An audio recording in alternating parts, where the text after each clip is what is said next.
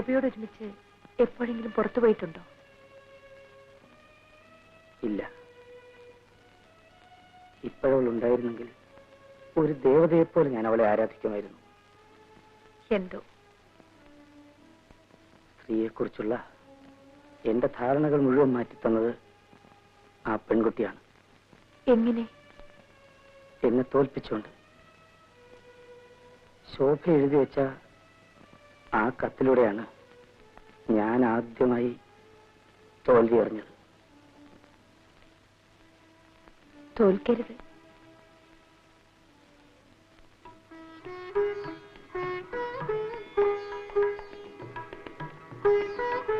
തോൽക്കാൻ പാടില്ല.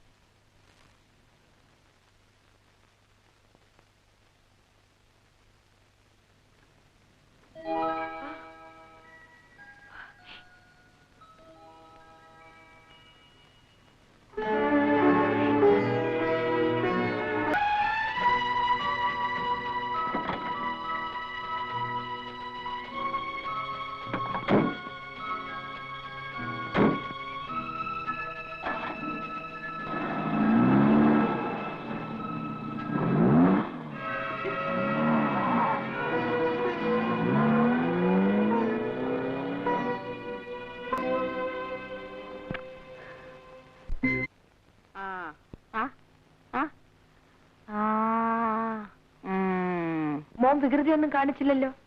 മോള് വന്നോ? അമ്മയെ കാണാൻ ഒരാള് വന്നിട്ടുണ്ട്. എന്നെ കാണാനോ? ആരാ മോളെ? എന്നെ കാണാൻ ആരാ? അതല്ലമ്മേ, അമ്മയൊന്ന് കാണണം. വരൂ.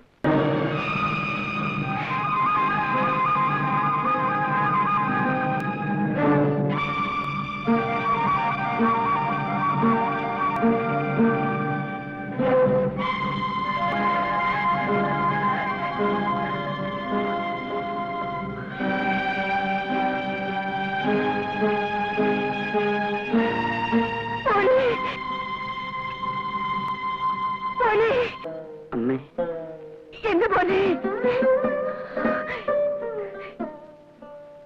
എന്റെ പോലെ,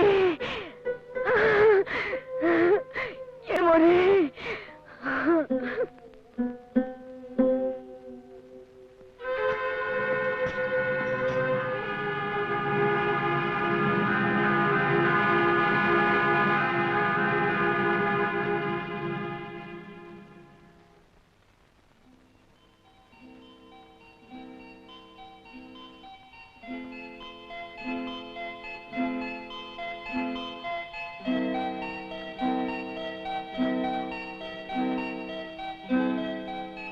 കല്യാണിക്കുട്ടി,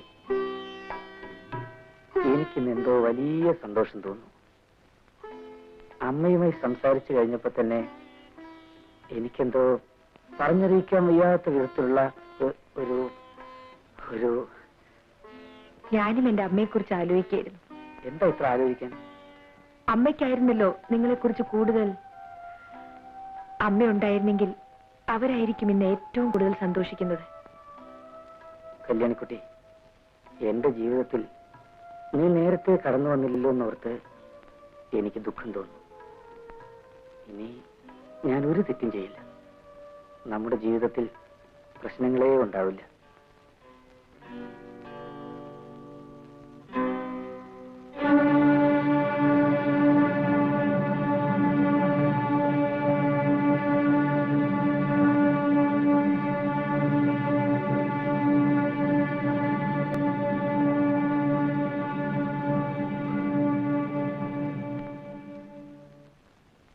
ഞാനിപ്പോ വരാം.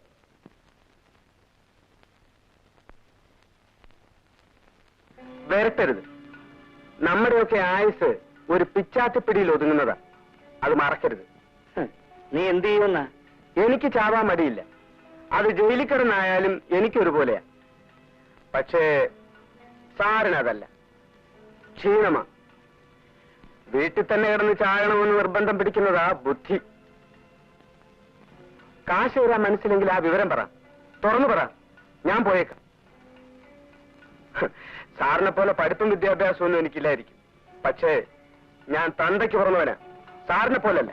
ഹസൻ, ഇവിടെ വരൂ.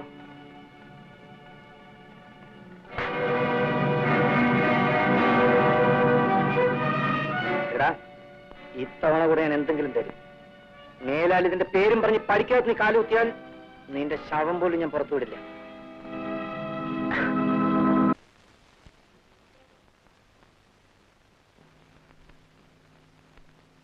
ഇന്ന് സാധ്യമല്ല എന്ന് പറഞ്ഞാൽ പിന്നെ ഒരിക്കലും സാധ്യമല്ല എന്നർത്ഥം എടുക്കരുത്. ഇന്നെന്തുകൊണ്ട് സാധ്യമല്ല? കുഞ്ഞെ, എനിക്ക് ആ ചോദ്യം ഇഷ്ടപ്പെട്ടില്ല.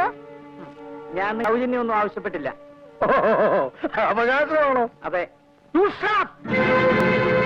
നിന്റെ കൊടികുത്തിയ അമ്മാവന്മാരുണ്ടല്ലോ, അവന്മാര് പോലും എന്റെ മുമ്പിൽ നിന്ന് ഇങ്ങനെ സംസാരിച്ചിട്ടില്ല. പിന്നെ ഇന്നലത്തെ നീ മനുഷ്യനെ നാണം വേണം. കൊടുക്കാനല്ലേ മനസ്സിൽ വരാൻ. ശരിക്കൊന്ന് ഉറങ്ങണം. ക്ഷമിക്കണം, ഞാനെല്ലാം കേട്ടു. കേട്ടല്ലോ? ആ, നന്നായി. എന്തിനാ പണമെന്ന് അറിയാമോ? അറിയാം. ഒരു ടാക്സി ഡ്രൈവർക്ക് കൊടുക്കാൻ. അതെന്തിനാണെന്ന് അറിയാമോ? അതും അറിയാം. എന്തിനാ? ക്രോസ് ചെയ്യണോ? അത് വേണ്ട. ഉടമസ്ഥൻ മുതൽ ചോദിക്കുക, സൂക്ഷിപ്പുകാരൻ വരട്ടുക. അത് കൊള്ളാം, അസലായിട്ടുണ്ട്. വേണമെങ്കിൽ ഞാൻ എല്ലാം കൂടെ വാരിക്കൊലിയും കൊടുത്തേക്കാം. എനിക്കെന്തിനാ? എല്ലാം കുഞ്ഞിന്റെ മുതലേ. ഞാൻ വെറും ഒരു ട്രസ്റ്റി. ട്രസ്റ്റി? 10-35 വയസ്സായ ഒരു മനുഷ്യന്റെ സ്വത്തുക്കൾക്ക് ഒരു ട്രസ്റ്റി?